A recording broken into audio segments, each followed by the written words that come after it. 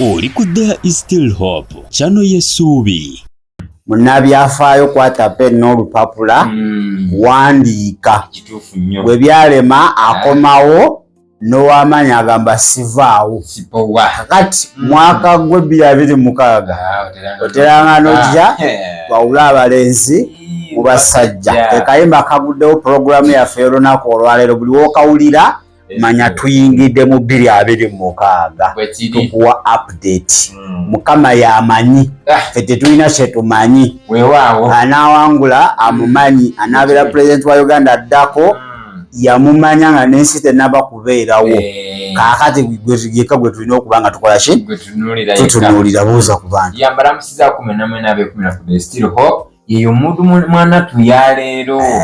tuzze mu ngeri ate leero ndaba nnyo twawule abalenzi mu basajja ebintu byokambala empale empanvu ng'ate oli muto byagala bagala bayaba 7 tetegerekeka nyimpi si nyimpi mpanvu si mpanvu bayaba 7 bwe bamatankane tetegerekeka 3 quarters mpanvu oba erimu nyimpi oba tokola ki kale mukama tukwebaza olunaku olwaleero tukuddiza ekitiibwa n'amatendo mwoyo mutukuvu maamiira pulogulaamu eno abagiraba n'eggwanga lyonna okwetooloola era tulinnyika mu musaayi gw'omwana gw'endiga mu Kristo Yesu omwana wa Katonda omulamu tusabidde amiina kaakati ekibuga Kampala kyo kyakyamusa edda ogenda Erweza awali ekitebe ky'akakiiko k'ebyokulonda akakulibwa omulamuzi Justice Byabakama oyo ensi yonna gwetunuulidde naddala Uganda mu dakiika eziyiseeko emabega abadde amaze okunominatinga oba okuwandiisa ababeegwanyiza okulembera eggwanga lino erya Uganda abatuukiriza emitendera kubanga bagamba balinga 33 abakimayo empapula okuzikima kirala n'okuzikomyawo kirala nze mbadde manyi kasita okima abamu bayagala kulabikirako ku TV nti nkimye naye bazitwala wansi wa piro ne bazebakako tebalina bukwakkulizo ng'obumu kwobwo buli disitulikiti onoofunamu abantu 100 abakusemba ng'ate balonzi balina ku nkalala z'abalonzi ne bakubirako omukono ne batekako n'ennimi yaabwe okitegedde akati kiyinza obeera ekizibu eri abamu kati abamu bakomekeza nga badiikuula babyabufuzi bazze kukyamusaamu bantu kaakati bangi abali nominated leero naye ate omu ye yeetisse olunaku bamuyita Yoweri Kaguta Museveni nti bwahabulwa era wetwogerera kati akakasiddwa mu bitabo by'akakiiko k'ebyokulonda nti ali kuvuganya okuddamu okufuga Uganda emyaka emirala 5 okwongera ku 4 wazaalibwa afuga akati oba olina emyaka 4 tolabangako omukulembeze mulala taata ttiimu jjajja akati agambye abazzukulu yabasabye mumuweyo ekisanja ekyo kimu kyokka bwe kiti byonna ebiganya emyaka 4 gino emyaka agenda bimala agenda kubizaawo tagenda kudda tabazaako mukono agenda tujjako bujjembe ayagala kukola finishing kumaliriza ebyakola ki ebyaganda baganda banaali nawo tulaka amatu tuli mbuzi nebikola emyaka 4 obize mu myaka 5 kale leka tukutwala Erweza eri akakiiko k'ebyokulonda akakulibwa Byabakama asobole okubanga saa zino tosobola muyita pulezidenti ali kati candidate era nawe le baba mulangidde tateekako lya pulezidenti era ojjawo mu bigambo by'Ababakama tateesemu kya pulezidenti bwakyogera agamba presidential candidate kati takyali pulezidenti mu mateeka ofiisi kati nkalu saaba minisita vice president ne sipiika w'eggwanga bavunaanyizibwa kati lwakuba kati mu ggwanga erimu ebifaananyi ebyo biwumbe byennyini era omukulu akyakola ki akyafuga. Kale katugenerweza mu dakiika ntono tusobole okuba tukomawo. I, Justice Byabakama Mugenyi Simon, being the returning officer for the nomination of presidential candidates, declare Museveni Yoweri Tuhaburwa Kaguta a duly nominated candidate in respect of the presidential elections 2026, he having fulfilled the nomination requirements under the Presidential Elections Act, Chapter 179.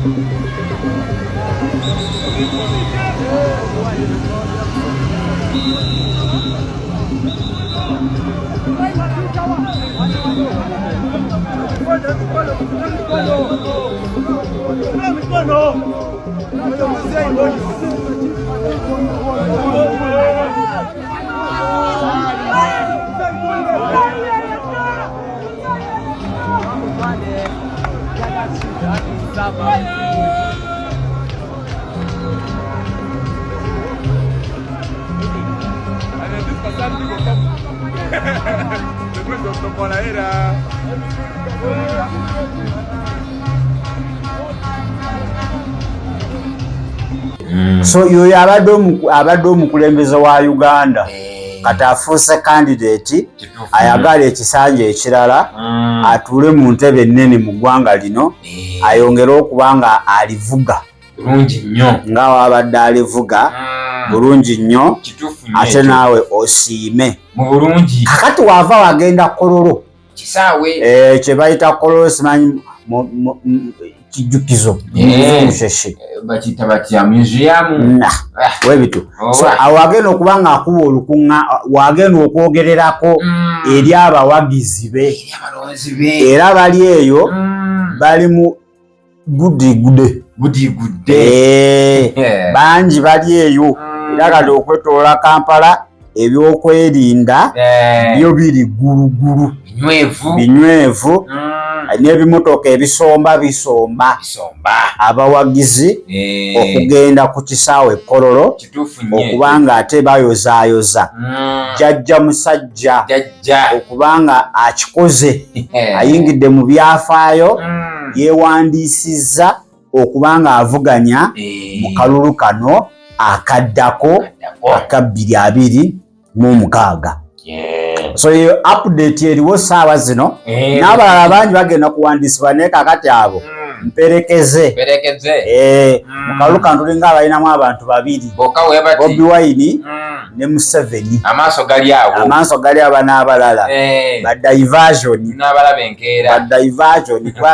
abamu batagala naweza 1%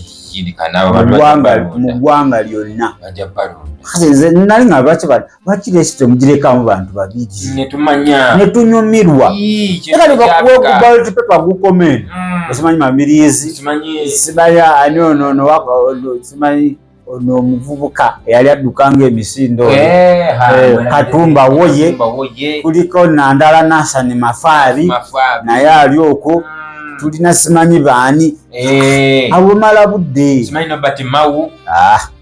teyakomewo kwa president naawe obansiibula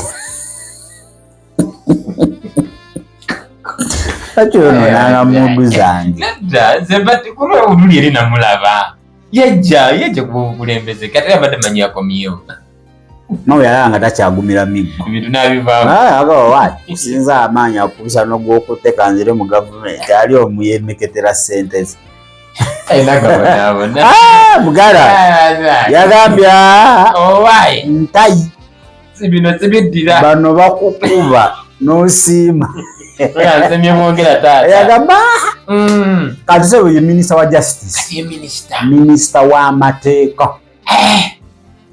okitegera bulungi nnyo ekyo gundi kye yamugamba n'ambooze nti mawo alinga nsujju kungulu wa green munda wa yero ali DP ya green naye nga mu mutima gwe muye wa kiragala we ni alemu era yamaliriza n'abagamba nze n'ensujju yennyini munda ndi waye era ndabyeko awo okuba abadde awo erweza ku kitebe ky'akakiiko ebyokulonda nga naye waali okwaniriza omukulu so kakati mawu tagenda mu bantu abatagenda alabikako ballot paper kwe kuli Dr. Kiza Besigye Kifeefe tagenda alabikako kati saa zino wa PFF eri yaliwa DFDC kitegedde sima bali luziro batali ebisaya ebimanyi omulala atagenda alabikako nga abaddengako yono abadde president wa FDC ono avuddeko Mafabi addeko asimanyi Amulyati naye tagenda kukolashi tagenda kubeerako ballot paper eyo omwaka 2020 twalinako omukyala kwaliko omukyala alinamulabira erinnya luno sikiwa kuno bwe basomye bagenda okubanga banominatinga tekuli mukyala abakyala basazeewo nti omwami yabeera omutwe gw'amaka nebakkiriza kati beba vice president president weyawangula 2021 yagambye no gavumenti yabavubi Yesu yakozesa abavubi ensi yonna kati n'agitabaala kati n'alondayo abavubi bwe vice president prime minister speaker ebyo ebifo ebiddirira awo ebinene bonna bakyala endowooza era ayinza balowoozaako waatyo omwaka ogwo nga bw'aba ayiseemu n'alayira tomanya naye nga tekuli mukyala so byebyo ebigenda mu maaso mu ggwanga Uganda kati olina okubeera omwegendeza oba oyogera olina okubeera omwegendeza oba otambula tomala gazungazunga ojja nakwerabira ojja yita ewaka ojja yita ewaka so beera mwegendereza nnyo obudde bwe tuyingiddemu naddala mu Africa politics waayo y'omumanyi abamu muzibumuko abawamiranga naye nga tonaba kulinda kwambala ngule ya 2026 oba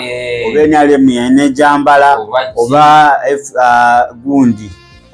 FDC what badde manyi PFF teyalese na muntu yaganya okuleeta terina abadde alina okwesembawo simanyi baali mukomera batali mukomera naye nga bamukwata kakati oba nuupu kuba ebyo ebibiri naffe babisanti yamwe muli balimi yatuza abantu bano piza nti asafuga Uganda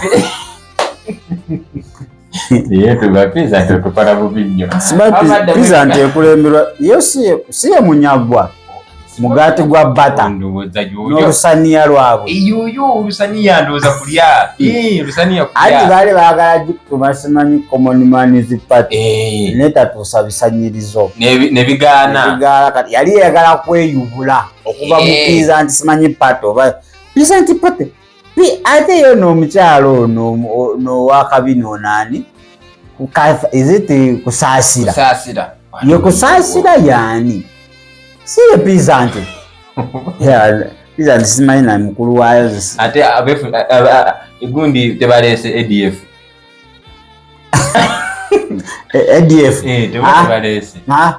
omukulembeze wayo addayo okubwa MP